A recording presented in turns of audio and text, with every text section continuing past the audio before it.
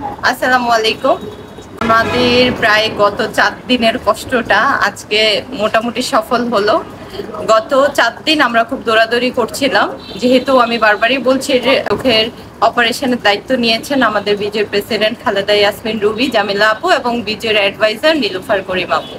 তো হচ্ছে বিগত 4 দিন যাবতীয় আমরা দৌড়াদৌড়ি করতেছি। কারো ডায়াবেটিস, কারো হচ্ছে নেত্রনালীতে প্রবলেম, কারো প্রেশার বাড়তি।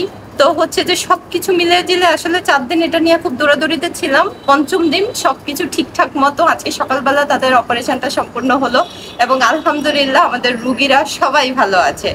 তো পুরান বাজার বাসীর জন্য এরকম কাজ আমাদের চলমান থাকবে। সামনে আরো আমরা ইনশাল্লাহ 5-6 জনের অপারেশন আবার করব। এরকম ধাপে ধাপে আমাদের হচ্ছে 5-6 জন করে আমরা চোখের ছানির অপারেশন হচ্ছে বিনামূল্যে বিদ্যুৎ থেকে করিয়ে যাব ইনশাল্লাহ। আপনারা সবাই আমাদের জন্য দোয়া করবেন।